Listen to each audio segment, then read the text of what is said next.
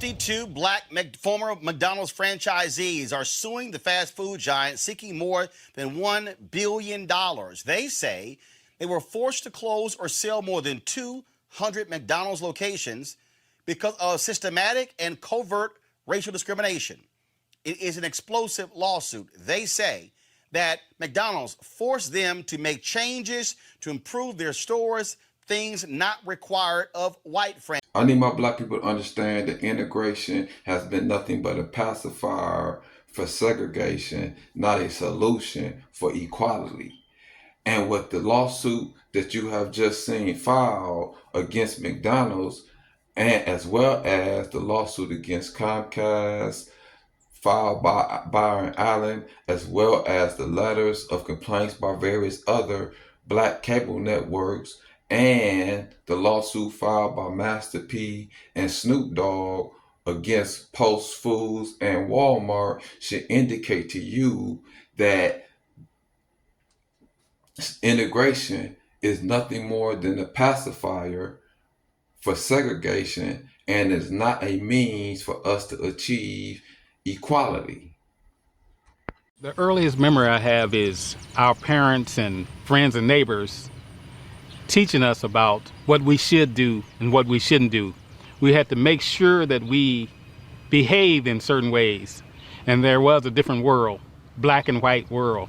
If we walked down the sidewalk and a white man was coming toward us, we had to look down upon the ground.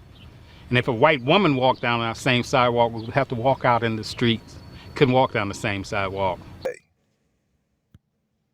So explain to us exactly what this lawsuit is about. Now, I've actually spoken to the McDonald black franchisees a couple of times last year, previously as well. I've met many of you, and folks always talked about for years how McDonald's was a huge proponent of black businesses and black franchisees really touted the company. Yet this lawsuit says they were systematically denied opportunities. Absolutely. And when we first got started, we always knew we were behind. We had to run faster to catch up. The only problem we didn't understand, we wasn't running the same race. Instead of running 400 meters, it's 800 meters. And the white operators get to run 400, we get to run 800. What I mean by that is I didn't know until I left the system some of the things that was going on because I was concerned running my race, trying to be best I could be. And there was a lot of us feeling the same way when we got together and realized what was going on. And here's where they got us at. Thinking business is individual when they're working collectively to economically deprive us. See, he was focused on just him. He was not communicating with the other black McDonald's owners. For some reason, we have this belief that integration has really occurred and that white people are not collectively working to keep us down. And that's why the Bible says the greatest trick the devil ever did is convincing the world he doesn't exist. The greatest thing Europeans have done was convince black people that they're not your enemy. We couldn't ride in the front of the buses. We couldn't use certain facilities, restrooms, and different things around town. If we wanted to go and buy a pair of shoes or clothing, they could only hold the shoe up. We couldn't try them on. We couldn't try on a cap.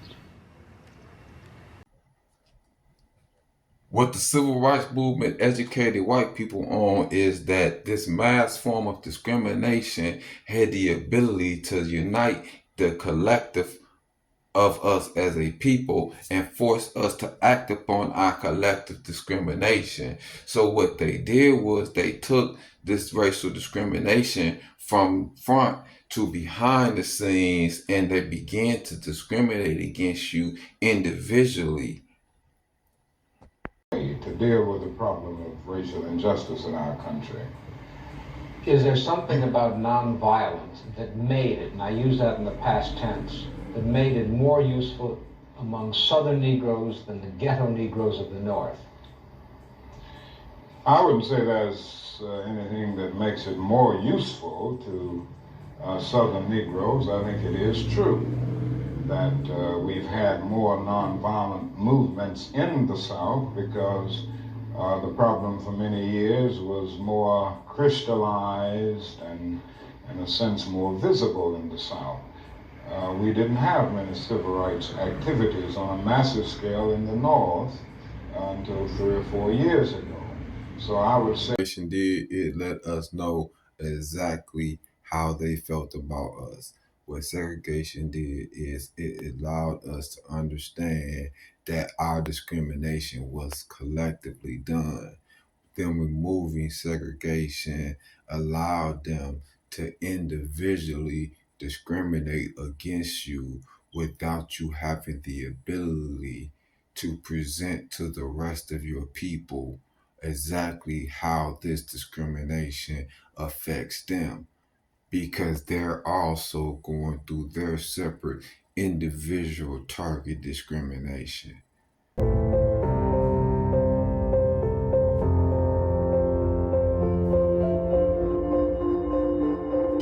I reacted to the Jim Crow South with anger.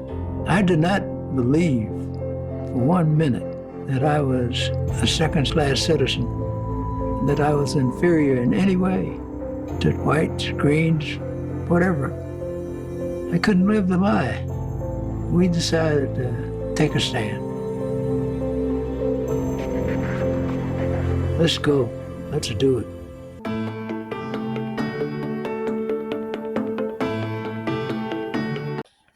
The real lie was integration.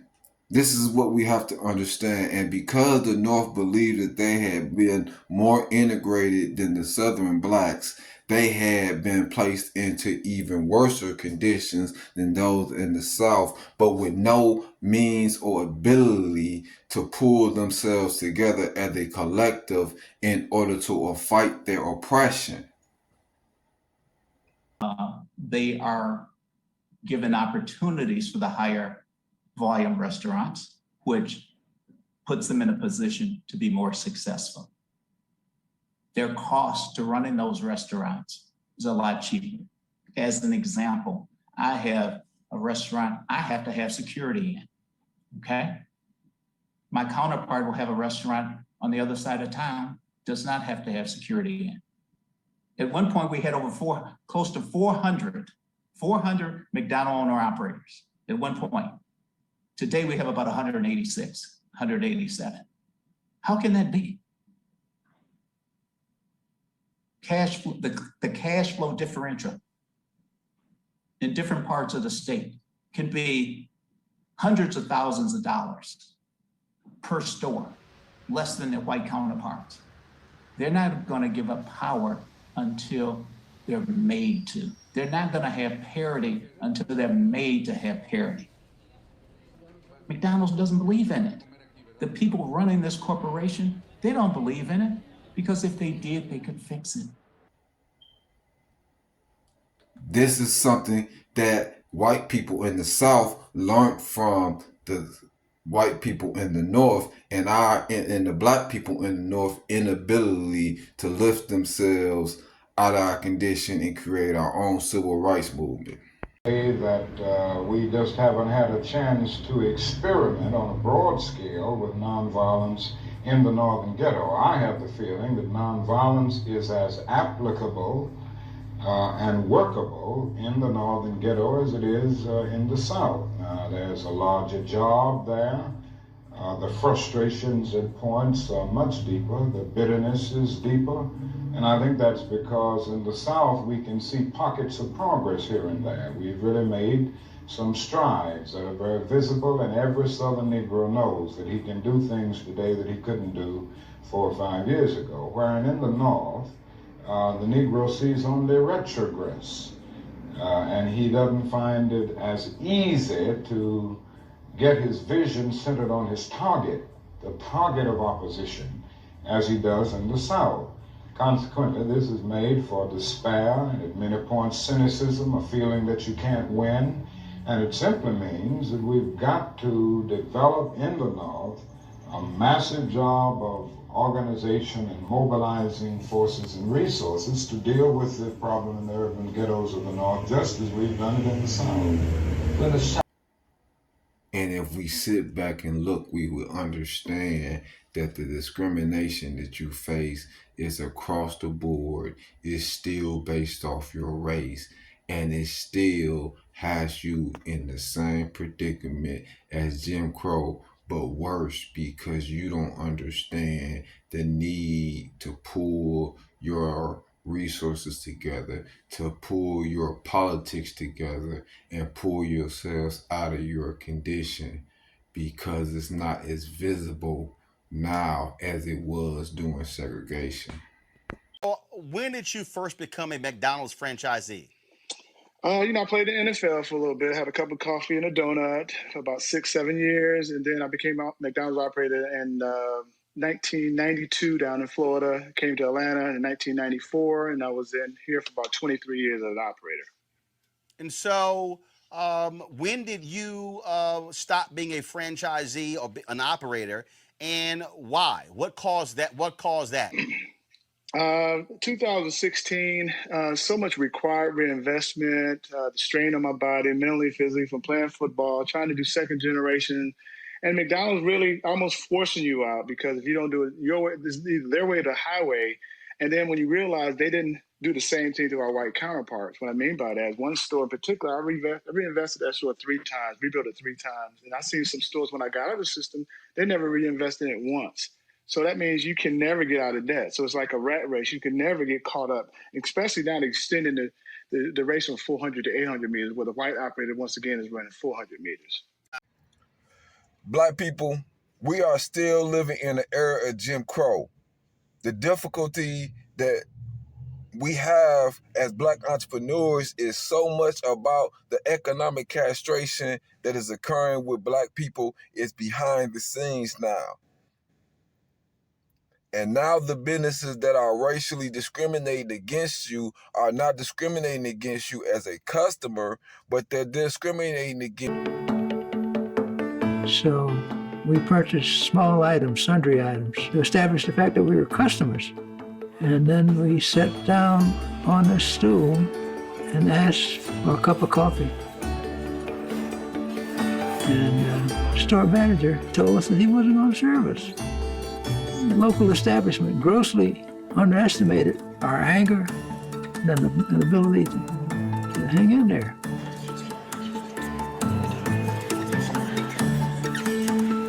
So when we were leaving the store, the Associated Press was there. And they said, "Hey, boys, what you gonna do?" We said, "Well, we're gonna come back, and we're gonna keep coming back until you decide to serve us."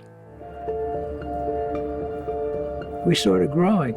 First day 4, the second day probably 16 or 20. It was organic.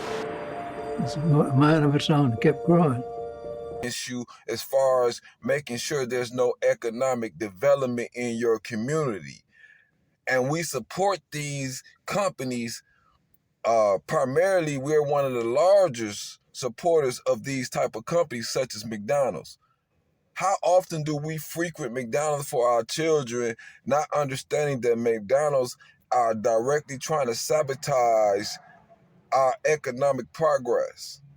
Who said they want to be able to grow, and then they didn't have those opportunities. Also, they complained when McDonald's allowed white franchisees to open stores near theirs, taking market share, taking those dollars away as well. Those are also things that you heard.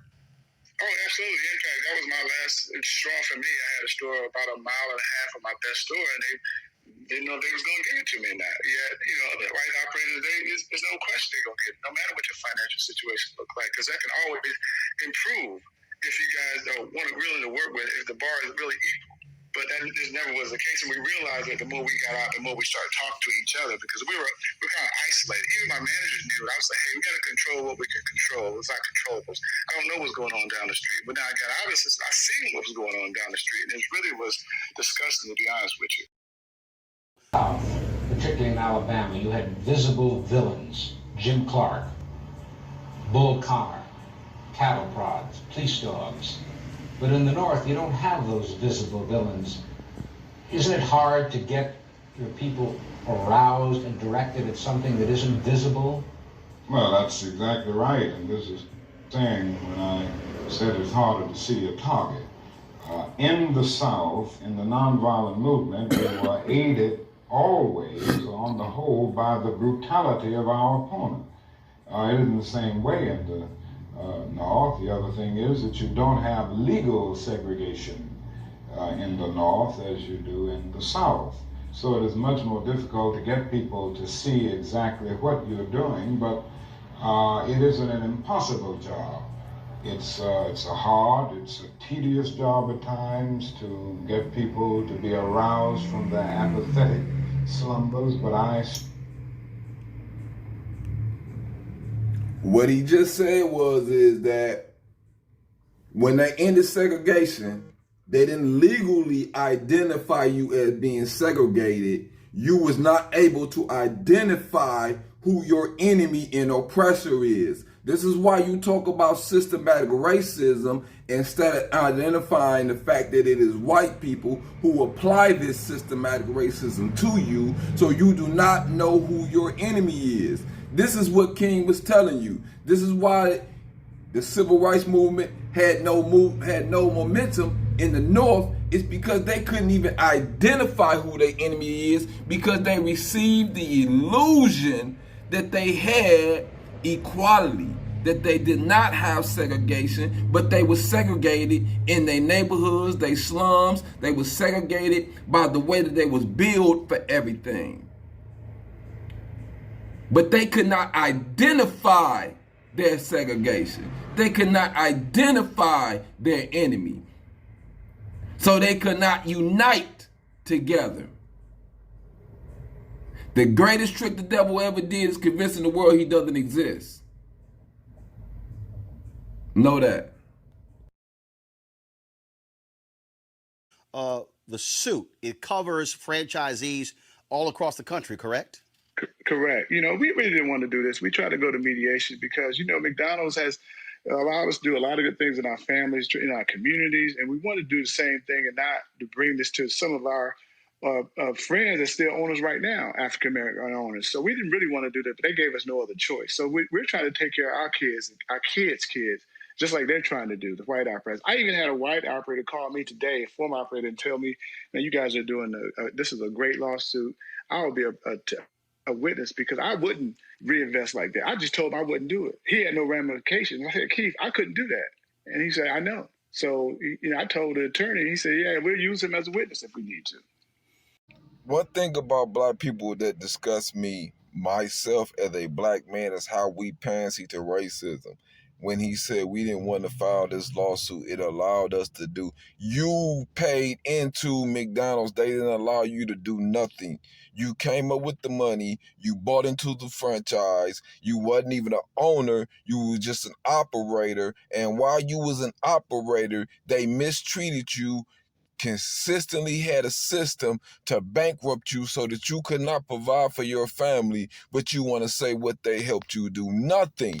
Black men need to stop contemplating to racism. Stop bowing down to racism.